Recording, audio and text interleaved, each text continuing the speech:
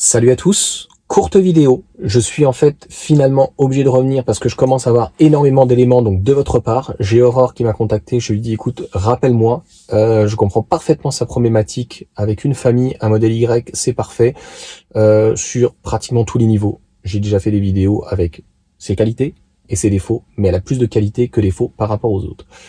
On a un problème.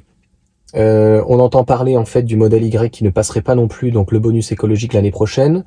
Certains m'avaient dit, mais je comprenais pas cette compréhension du fait qu'ils globalisaient le modèle Y d'un point de vue national, non pas national, mais plutôt international, et que dans le calcul de toutes les usines, en fait, le modèle Y n'étant pas fait que donc à Berlin, aussi à Shanghai, aussi donc je crois, je ne sais plus si c'est à Austin ou à Fremont, et en gros ça passait pas.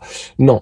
A priori, c'est l'information d'Hervé qui est la bonne, c'est que le modèle Y chinois aurait certainement été à pas grand-chose, un peu plus vendu cette année, donc elle n'est pas encore finie l'année, mais en 2023, peut-être que il demande aussi avant septembre, je ne sais pas quelles sont les dates.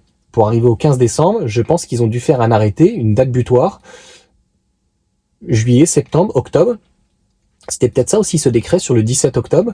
Donc, il demande tous les éléments et il ne passerait pas le modèle Y parce qu'en fait, les ventes, la majorité des ventes viendraient plus de Chine, de Shanghai que de Berlin. Alors, ça sera plus le cas. Ce n'est plus le cas maintenant.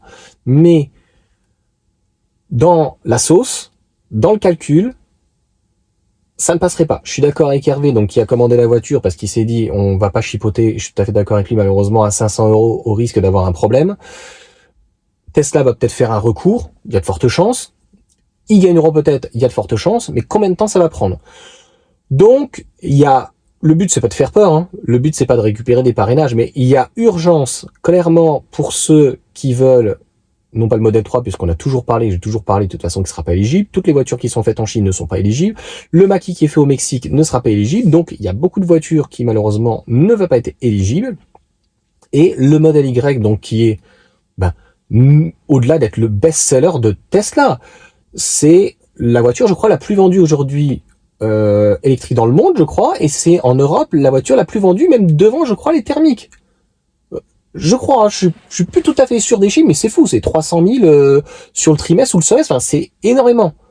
Donc la France n'est pas non plus à négliger là-dedans. Les voitures électriques, ça coûte très cher, donc il y a nos amis belges, il y a nos amis italiens, suisses, etc. qui peuvent, mais il y a des pays, les pays de l'Est, ça se vend un peu moins, parce que voilà, il n'y a pas cette contrainte, déjà de 1, mais de 2, ça reste élevé pour tout le monde. Donc la vidéo va rester courte. Si vous voulez en parler en message privé sur Instagram, sur Facebook ou quoi que ce soit avec moi, il n'y a pas de problème. Si vous voulez mettre des messages et mettre des compléments, il n'y a pas de problème. Je ne pense pas que ça soit une technique commerciale de la part de Tesla de dire commandez avant le 15 parce que elle sera plus éligible l'année prochaine, parce que ça peut être aussi une technique de vente, mais clairement, ça urge. Donc, notamment, Aurore a le problème de ne pas être éligible, en fait, je crois, au super bonus. Donc, c'est vrai qu'en plus, le super bonus, l'année prochaine, risque de passer de 7 à 9. Donc, il faut qu'on en discute directement au téléphone. Je me demande si elle ferait pas mieux, malheureusement, d'attendre et peut-être de prendre, par exemple, un Scénic. Mais est-ce que un Scénic, c'est pas un peu trop petit? Certainement, peut-être avec la grosse batterie et 9 000 €, ça permettrait de compenser plus qu'un modèle Y. Mais ça, c'est une stratégie à mettre en place. Donc, ouais, ça va coincer pour le modèle Y. Allez, ciao.